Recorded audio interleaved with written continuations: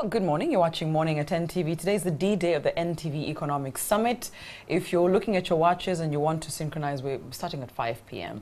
But you can keep it. NTV will be all throughout the day, of course, keeping you posted on what the theme is, what discussions we'll be having. I think we started this here on Morning at NTV from Monday, actually, talking about key sectors that we should be looking at to improve our economy. Remember, it's inclusiveness, but, you know, growth with jobs. And yesterday there was a conversation about insurance, but somebody said if every other sector has potential, the best way we can look at it is through money, funding, finance. That conversation is happening this morning. I have Kenneth Chitunguru, who's the head of global markets at Stanbic Bank, Uganda. Good morning. And I also have Mr. John Walugembe, I must get it right, Executive Director, Federation of SMEs, Uganda. Thank you, Flavia, for having Good morning. Morning. I feel like you do, who does a bigger job here? I think as SMEs, we are the backbone of the economy. We are his main clients, so definitely. Yeah, and we try to finance the sector. You try to finance. Try meaning there's a gap. There are definitely gaps in financing the sector and in financing many different sectors. And I think that's what this summit is about, and that's what we look to get through. Someone was telling me, when you're talking to financing people, ask them if there's some sectors that are priority and others that are not. I saw the smile. It's like, do not start this conversation. It's an interesting question, if you ask me, Flavia. In terms of priority, I guess for the country, the priority sectors will be the sectors that employ the most number of people. And obviously, the one that sticks out is agriculture. It's something that was spoken about for a while, agriculture, manufacturing. And it speaks sort of to what John covers within the SME sector, because that's sort of the service sector that supports the largest number of people. And as an institution, as a bank, we have made strides in supporting agriculture efficiently. One, from a top-down approach, looking at supporting the entities that actually buy from the farmers, because one of the biggest issues with farmers is markets and getting them markets. So we support entities that buy from farmers, and in turn, these entities will go on to supplying and helping the farmer to buy produce and to give them extension services. And the other one is making farmers bankable. You know, it's that big thing where financial literacy for farmers is always a big question. How do we get farmers to be fully bankable, give them financial literacy? So as an institution as well, we might have heard of our business incubator program, through which we are supporting different entities. At different stages? Sorry? At different stages of growth? Or? Yes, at different stages of growth. The business incubator, as it is right now, it has mainly focused on entities that are going to be supporting the oil and gas sector mainly. We have, in fact, taken through about 600 individuals from about 200 companies in the last 1 year through this program. We're giving them financial literacy courses, governance courses, courses in how to bid for specific projects, things that will help build them and build the capacity of local content, which is something that's very dear to John, I suppose. Yeah, true. Yeah. SMEs, yesterday, actually Monday and Tuesday, there's still a discussion on this, and I think on Monday, Dr. Fred Muhumuza mentioned two key sectors. One is the obvious, agriculture. He said the other people ignore is insurance. He said people don't really pay attention to it, but if you mitigate risks, even better. But SMEs, yesterday when we were talking insurance, they mentioned that when you say SMEs in Uganda, I think we were not sure where SMEs start and end. Who's grouped in SMEs for our market here? Okay, so for our market, the SME sector the SME definition is clear. For one to be called a micro business, you shouldn't have more than 5 employees. And you shouldn't have a turnover which exceeds 10 million per year. And for you to be small, you shouldn't have more than 50 employees, and you shouldn't have turnover that exceeds 100 million. And for it to be medium, you shouldn't have more than 100 employees or turnover that exceeds rather 360 million every year. So this is the definition. However, it's not strict. There are businesses that will have 2 employees and turnover that exceeds 360 million, and they still fall within that categorization.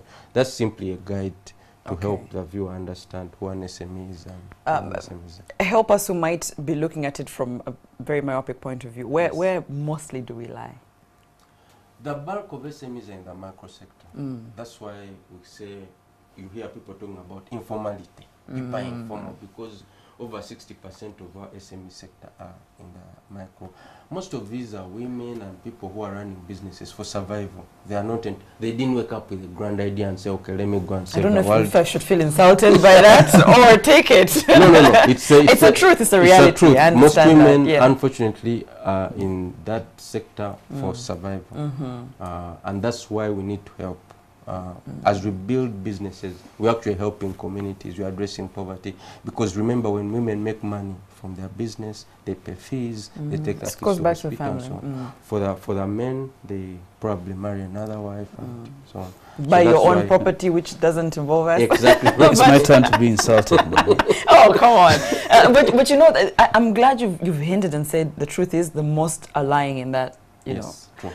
Which brings me the question, because we've had this discussion before, Kenneth, and they were saying that the women, especially, they can't come to the banks and ask for money. Collateral issues, and, you know, I'm not, you know, I don't have anything on paper that shows where I started, where I am. There's a group of people who are not able to access certain funding. Yeah. So, yeah, it's a challenge, and so I think it's a new challenge, and it could count for both men and women. Okay, but yeah. I think it's more critical for the ladies, and it's a challenge that we realize exists. And how can we help? I spoke about it at the beginning. There are different areas of supporting the whole micro farmer, if you call it that, because most of those micro entities that are somewhere between 0 to 5 million shillings are either in farming or some sort of retail business. And a lot of this is best done through collective financing schemes. Because a collective financing scheme, if I use the example of a farmer, if you finance the entity that purchases or buys from those farmers, then inherently that entity will help bring the farmers into a collective scheme, can call it a cooperative. And through the cooperative, you're financing the individuals. Yes, Otherwise, it becomes very difficult to reach each individual. To reach each individual. That's true. I think I've had that, especially for agriculture. But are we going to mention sectors? Because if we're going to talk inclusive, you know, maybe we're talking growth with jobs. The truth is, not every sector will be reached if we're going to talk growth with jobs. Some easily employ a lot more people. You talked oil and gas. I'm not sure if we're yet to see the the impact. We will. And we will. And I think agriculture is where we're kind of seeing the impact now. We cannot talk about the next 5 to 10 years in Uganda's growth story and we don't talk about oil and gas. I think it would be remiss of us. In fact, you know, we are waiting on tentacles, hooks for that final investment decision to be made. A lot of technical terms going around. It's one sector, you know, if we were to look at the numbers, oil and gas is supposed to bring in, within the investment phase, somewhere between $10 to $15 billion. And, you know, if you compare that to our entire economic productivity right now, we're at about $26 billion. So it's such a big boost. Yeah. And, you know, that riding tide should obviously raise all different sectors. And the critical point for us now is to make sure that there's enough local content within that investment phase in the next 3 to 5 years for everyone to benefit. And we have learned some really critical lessons over the last few years. There's a lot of investment that's gone through in infrastructure. We built so many roads, we built dams at a cost of anything between around 3.5 billion. But we haven't yet seen that full benefit, you know, Mutuawansi benefit. So yeah, the challenge for us as we talk about jobs and inclusiveness is essentially around how can we build enough local content in all of these investments that are going to be made in the next 3 to 5 years to benefit the entire sector. And I think that's not a challenge for only banks, but for other organizations like SMEs to build capacity. Growth with jobs. Scaling is key. Yes. Of course, funding comes in for any business to scale. But SMEs are caught in there where you're saying some are employing 7, 10, and the majority are there. When it comes to questions of funding SMEs, should we just put the money to somebody who can scale and, you understand, employ more, especially when it's growth with jobs? And let's be honest, shouldn't you just put your money where you can multiply? Okay, first of all, I'll start by disagreeing with Kenneth on the importance of oil. Most African countries have fallen under what we call the Dutch curse where countries that are blessed with resources overly focus on those resources and ignore the other sectors. Yeah. And then oil ends up being a curse. Personally, I would say that it's a blessing that we have oil. It will bring in the money. Those that are skilled and have been prepared will benefit. But most people should not worry overly about oil. They should just be the best farmer that you can be, just run the best business that you can be. So I shouldn't run from my business to try waiting to get an oil contract, because chances are you may not. So if you're lucky and you've gone to an incubator and you're ready and you can get a bid, a tender, why not? Thank God. If you can't, continue farming and employing Ugandans as usual. So for me, that would be my comment on that. And then, of course, there's also a shift towards green energy. There's a very huge shift towards clean and renewable energy.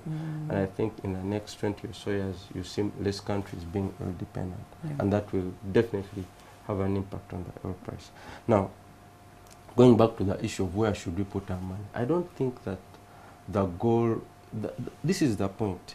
I see some kind of lack of coherence in government policy on where should we focus. Sometimes they say investors are our saviors. We need investors to save this country, to create jobs and things like that. You hear that narrative. Then there are those that say, no, in fact, SMEs are the backbone to our economy. Now, those two things are not contradictory.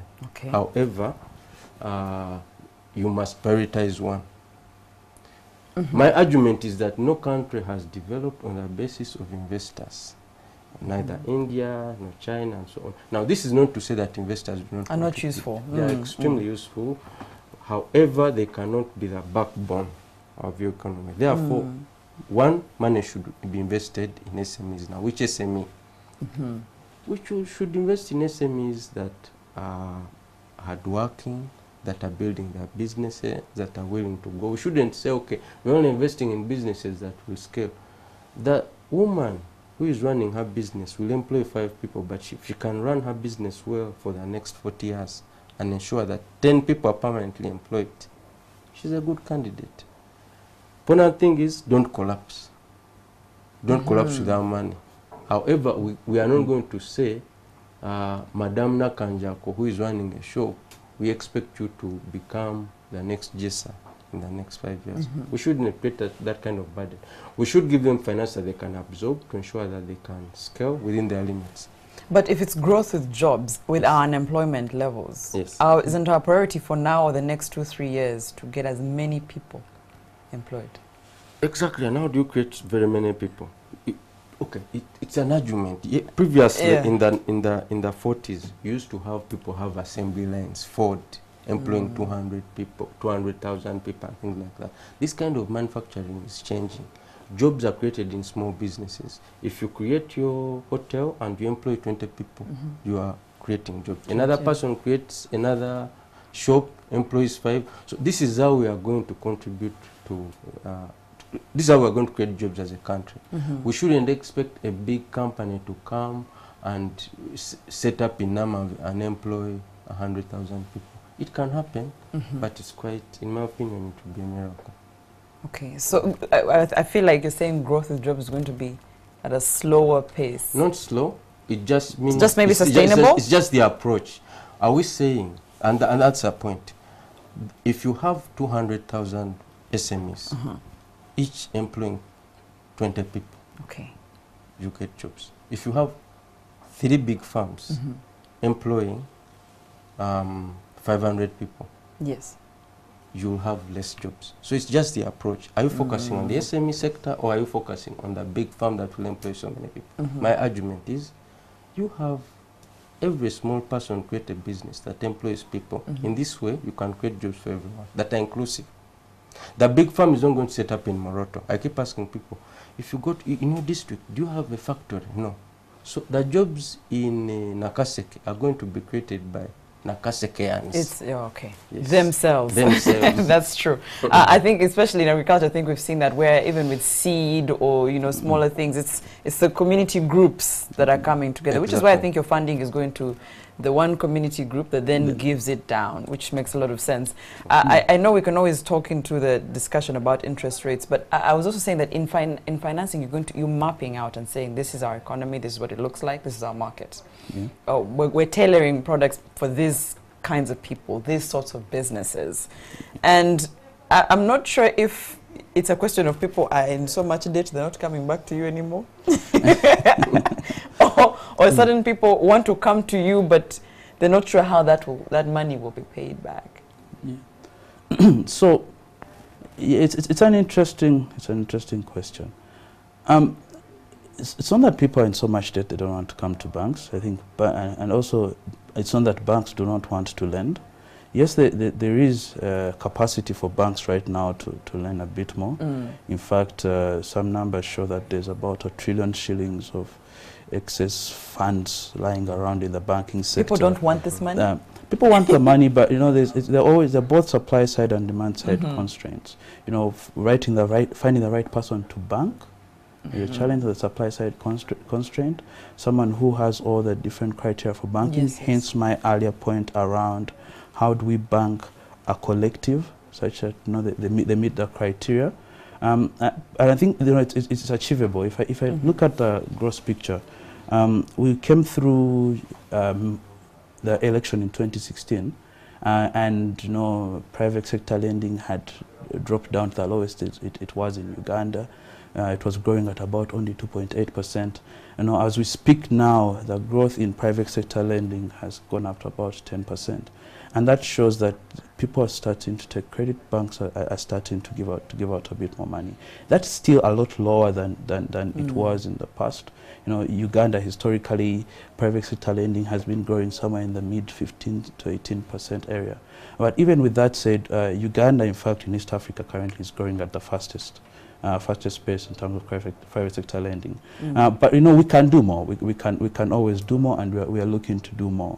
We are looking to do more by ensuring that as an institution, as a bank, and the entire sector, you get enough collectives and enough systems in place to ensure that you have as many bankable clients as possible. Because at the end of the day, the money we lend out is money that we got from one customer. And banks do not want to lose that money because it doesn't benefit anyone in the long run. So ensuring that we educate our clients, financial literacy, Bank of Uganda doing a lot of work around financial literacy is key, to make sure that they have all the right structures in place to be lent the money and to use it wisely.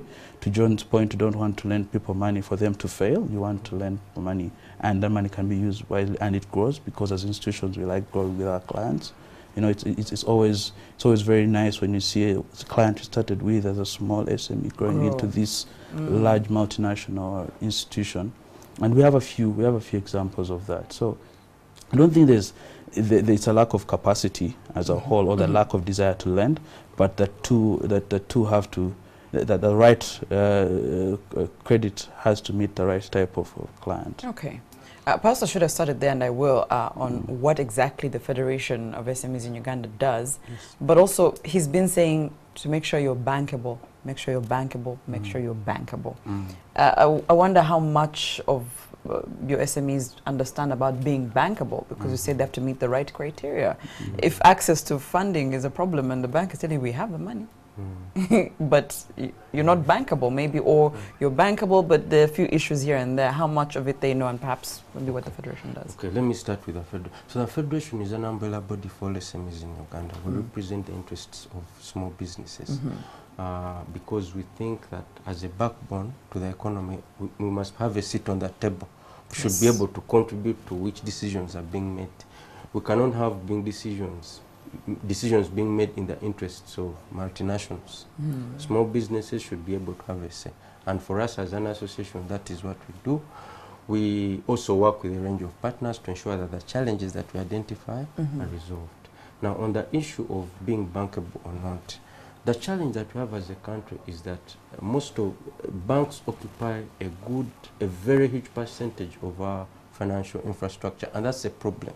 Because banks are not the panacea to financing challenges. For instance, if you look at startups, our venture capital landscape is quite thin. If I'm starting a business, I'm not bankable. Stanbic is not going to look at me. I have no books, so I have no history. He's smiling, but he will not. I have no history. That's why I'm saying requirements. Because the requirements are, you must have audited accounts, you must have this, corporate governance. At a startup, you don't even know what that is for an SME, by the way.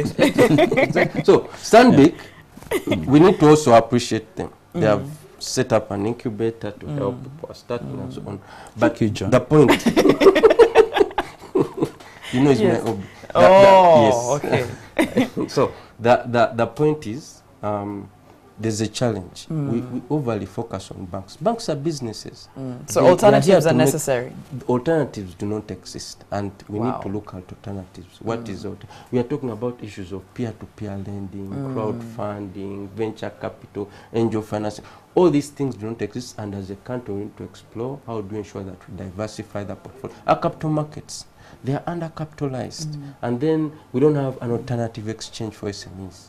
Well, I heard there was something in the pipeline, but it hasn't really taken off. So the point is we need to diversify the ways in which SMEs can access money. Not all SMEs can get financing from banks. Okay. Yeah. I think you also said that not everybody is walking into your doors. Yeah, and we see what we're trying to do around that is to make sure that we can create, you know, that sort of criteria of a client that is bankable through our incubator program. And you know, there's an initiative that we're starting next year in the whole my region, the Albertine region, where we're going to be working with one of the NGOs, GIZ, to help farmers, educate them and grow them to a level that, you know, a bank can carry along. So the banks who can work with other organizations, provide the funding and financing to develop farmers at the grassroots. To your point around developing the sector on the commodity space, something just came to mind.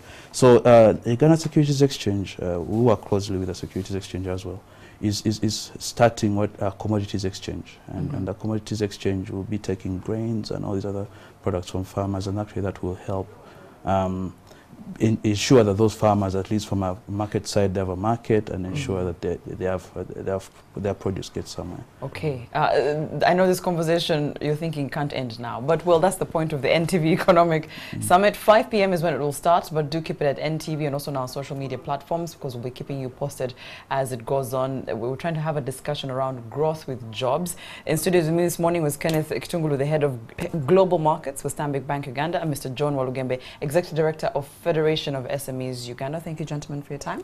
Thank you very much, Flavia. All right, that's it for Morning at NTV. Have a good day.